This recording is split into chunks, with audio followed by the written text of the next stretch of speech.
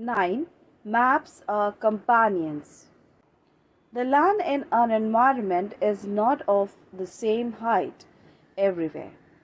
This unevenness gives rise to various land shapes, creating different landforms such as mountains, valleys, plateaus, plains, and islands. You have studied this in the third chapter.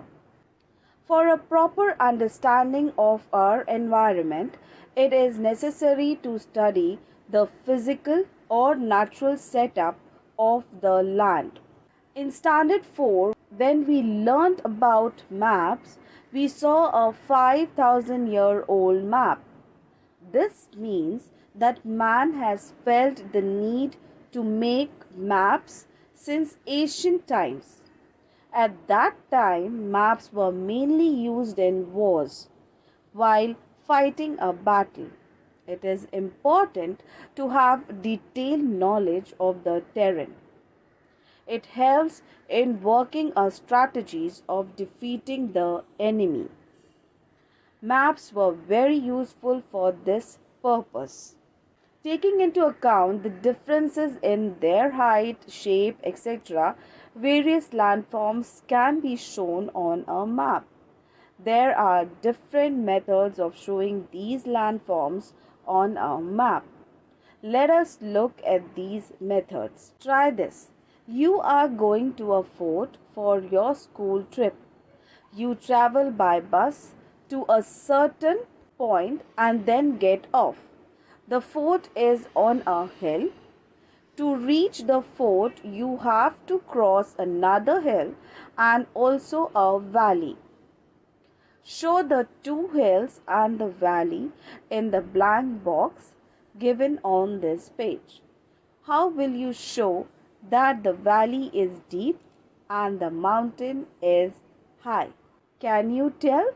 Map A, counter interval 100 meters. Map B, Map C. Study the map shown above. All three maps show the same area, but they look different. Study the maps and answer the following questions. In Map A, how has the height of the land been shown? Why have colors been used in Map B? How is Map C different from the other two maps? In which direction is the highest point in maps A, B, and C? In which map can the landforms be seen most clearly? The length and width of a landform can be easily shown on a piece of paper. However, the height and depth cannot be shown as easily. There are different methods of showing the elevation or height of the land. Counterline method, layer tinting method, digital elevation model. Counterline method.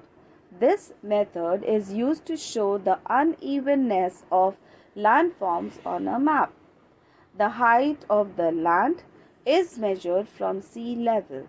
Next, points of the same height are identified.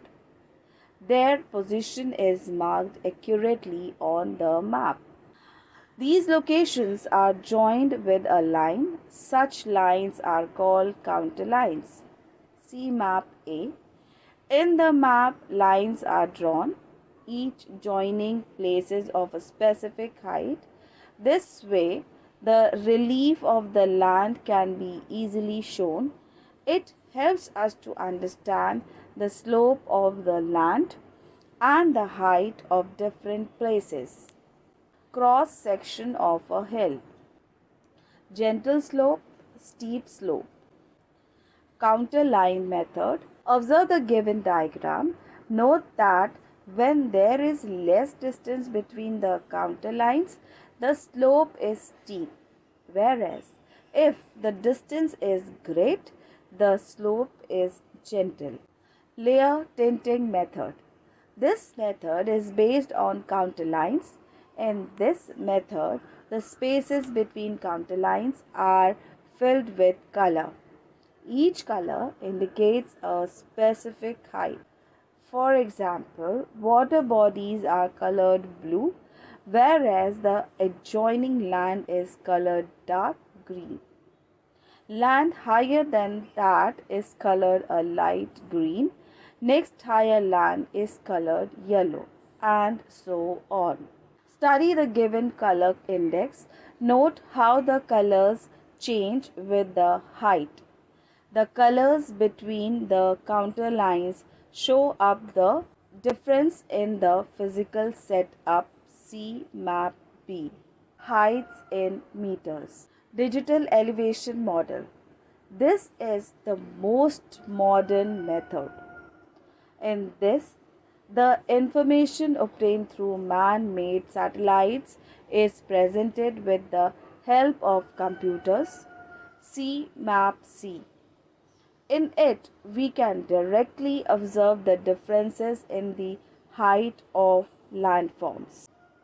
Maps made using the above methods help us to understand the physical setup of a region. In other words, they give us an idea of its height, relief, and slope. Using computers, we can even find the height of each point on a digital map. Physical maps can be used in military operations, tourism, drawing up, mountaineering routes, in making regional development plans, etc. Students, if you like the video, do hit the like button, share it with your friends, subscribe to my channel, and don't forget to press the bell icon for further notifications. Till then, goodbye.